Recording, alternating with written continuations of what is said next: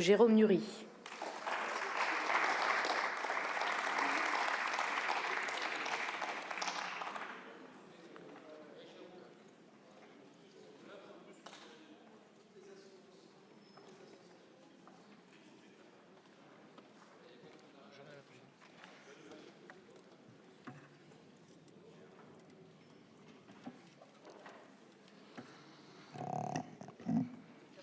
Madame la présidente, monsieur le ministre, monsieur le rapporteur, chers collègues. Au terme de débats pour le moins animés la semaine dernière, nous arrivons au vote de cette proposition de loi qui, quoi qu'il en soit, continuera son cheminement dans la navette parlementaire afin d'être complétée, modifiée et enrichie. C'est l'occasion pour moi de redire mon étonnement, voire ma stupéfaction, devant le manichéisme dont certains font preuve quand il s'agit d'énergie. Je sais bien que le système médiatico-politique ne pousse pas vraiment à la nuance et qu'il est toujours plus simple et plus profitable en termes de communication de caricaturer plutôt que d'argumenter sur le fond. Mais les propos tenus par certains donneurs de leçons dans cet hémicycle et tout le week-end, par ceux-là même qui depuis 2 ans procrastinent et remettent à plus tard une loi de programmation de l'énergie censée être adoptée depuis 2023, me sidèrent.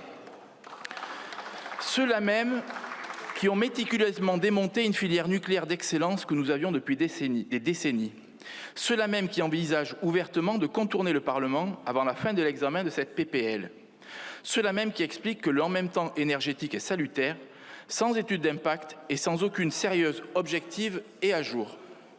Mais cherchons des éléments positifs pour aller de l'avant. Nous sommes tous ici persuadés qu'il faut décarboner notre énergie et progressivement sortir des énergies fossiles. Mais nous, sur les bancs de la droite républicaine, nous pensons que la priorité doit être donnée à l'accélération de la décarbonation des usages, dans la mobilité, dans l'industrie, dans l'habitat. D'autant plus que notre électricité est l'une des plus décarbonées au monde grâce au nucléaire et aux énergies renouvelables qui assurent une énergie propre à près de 97%. Il faut donc réintroduire du bon sens dans notre approche de l'énergie. Le bon sens, c'est d'abord relancer un programme d'investissement massif dans l'énergie nucléaire en ayant une vision claire sur le long terme, permettant ainsi d'augmenter notre parc de 27 gigawatts supplémentaires.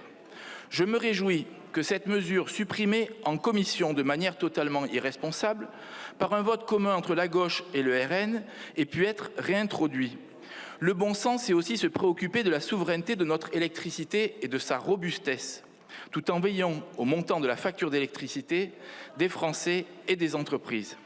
C'est tout le sens de la mesure suspendant les autorisations d'implantation des énergies renouvelables intermittentes en attendant les rendus d'une étude précise et objective. Étude permettant de calibrer au plus juste nos besoins, tout en préservant certains projets locaux raisonnables, notamment ceux portés par les agriculteurs ou ceux en autoconsommation. Étude permettant de vérifier techniquement les conséquences des stop and go de plus en plus fréquents des centrales nucléaires au fur et à mesure que les énergies renouvelables soient introduites dans le réseau et de vérifier que les risques de blackout, comme en Espagne, soient écartés. Étude permettant enfin de calculer les coûts réels pour les Français du développement de ces énergies sur leur facture d'électricité. Car il faut tenir compte des projets déjà autorisés et des appels d'offres en cours non concernés par cette suspension temporaire qui vont déjà faire quasiment doubler les énergies renouvelables en termes de puissance installée, passant de 50 à 95 gigawatts. Et j'ajouterai enfin que nous devons être vigilants et mobilisés pour ne pas déstabiliser les filières du renouvelable, tout en veillant aussi à ne pas alourdir la facture d'électricité des Français, qui a déjà doublé depuis 10 ans et qui risque de doubler encore si nous surproduisons avec ces énergies renouvelables intermittentes.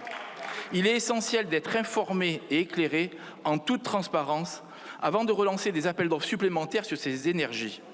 Aucun Big Bang, donc, malgré vos cris d'orfraie. Simplement du bon sens quand le contexte évolue et que notre consommation électrique que l'on pensait en hausse reste au niveau de notre consommation des années 2000.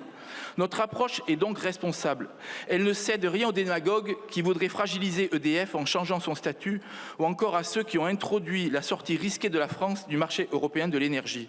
Ces ajouts dénaturent totalement ce texte qui ne peut être voté en l'état. Et ce n'est pas en clivant, en jetant des anathèmes et en caricaturant que nous mettrons la France sur les bons rails. Et ce n'est pas non plus en hurlant et en sanglotant dans l'hémicycle en mode tirade tiktokienne, déstructurée et pathétique, que nous ferons avancer le sujet des énergies si crucial pour l'avenir de notre pays et de la planète.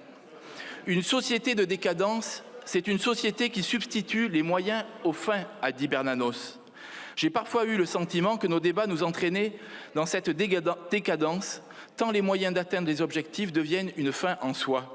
Désormais, il revient aux parlementaires de se hisser à la hauteur des enjeux et en responsabilité, notre groupe se prononcera à l'issue de la navette parlementaire afin de doter notre pays d'une loi de programmation de l'énergie ambitieuse, respectueuse du pouvoir d'achat de nos concitoyens et résolument tournée vers une France souveraine et bas carbone. Merci, Monsieur Nury. Pour le groupe écologiste et social, la parole est à Madame Julie Lernous.